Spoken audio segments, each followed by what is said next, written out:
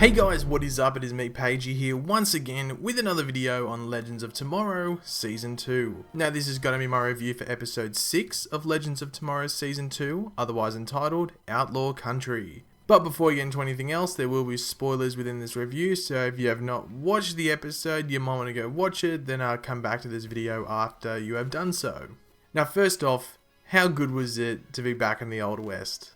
I loved it last season and it was great to return this season. I just love the way that they do the setting of it, the design of it, that being the sets as well as the clothing for the legends. And even then, the legends just seem to enjoy coming back to the Old West. It's almost like going to a Halloween party or something. You get to put on an accent, you get to, wear some funky clothes. It's pretty cool. The reason for us returning there was due to a time pirate or time traveler. They don't really establish that. Giving future technology to Quentin Turnbull, who is the usual villain for Jonah Hex in the comics, a way to make him incredibly rich and powerful, which creates a time aberration that the legends have to come and deal with. Obviously, Professor Stein in this episode didn't come along on the mission due to suffering some pain, which I thought, okay, does this have something to do with the 1980s version that he dealt with? And then we find out, yeah, but we don't really get a full explanation on what's going on. We just learn that there is this other woman that he's thinking about, and even though he doesn't know her, he thinks that he loves her. So something's gone wrong,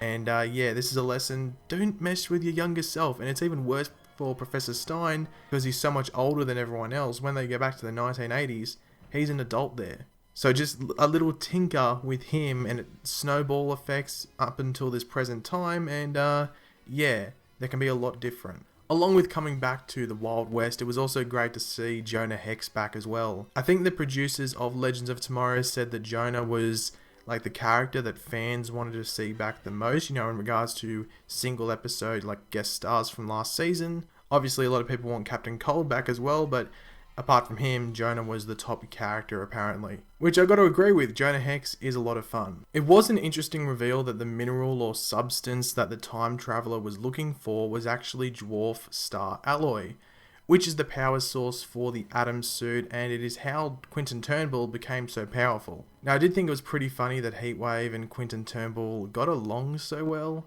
but it wasn't really that surprising, wasn't it? If you think about it, those two dudes would get on pretty well in any setting, you would think. Now, I thought it was pretty sick that the Dwarf Star Alloy was being used and combined with different weaponry to create pretty damn overpowered weapons. For this time period at least. I mean, it was so powerful that it penetrated Nate Haywood's steel skin. And we got a nice little Superman nod there when Nate says that he thought he was the Man of Steel. Nate, no, you're not the Man of Steel, you're just the man that can sometimes turn into steel. Now, it was good to hear why Jonah was after Turnbull and wanted to take him down so badly. And we learned that, Turnbull locked all these people in a church and set it on fire, which is pretty damn brutal, and Jonah was the only survivor. So you can understand why Jonah's after him so much. Now, the takedown of the train towards the end of the episode with Nate, stealing up was pretty damn sick. Nate is, basically what any of us would be like if we got superpowers. Just the way he reacts and how he gets really excited when he's about to use them. Now, I did think it was good that the show put comparisons between Sarah and Jonah Hex in this episode, with how both of them want to kill their enemies, but for differing reasons. Not doing so is better.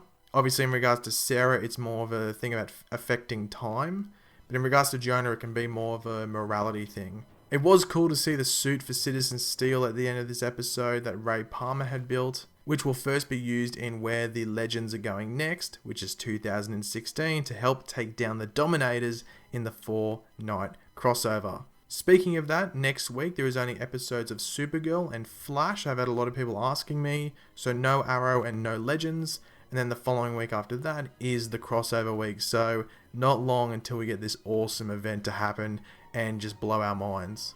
But overall, I thought this episode was fun. It was a good episode to lead into a crossover. We had Legion of Doom set up last episode, so this episode, just one of those casual Legends of Tomorrow fun episodes which we all love. And then hopefully after the crossover, I think episode 10 is called Legion of Doom, so the episodes after that, set up some more Legion of Doom stuff as well. But in regards to this episode, as I said, it's a casual fun Legends of Tomorrow episode. Got some setup for Stein, got that Citizen Steel suit. So I think it was a decent episode, not the best, but just a lot of fun. But thanks for watching, guys. Leave your opinions in the comments section below. What did you like about this episode? What didn't you like? If you enjoyed the video, make sure to leave a like on it and subscribe if you are new. I'll catch you later, guys, and goodbye.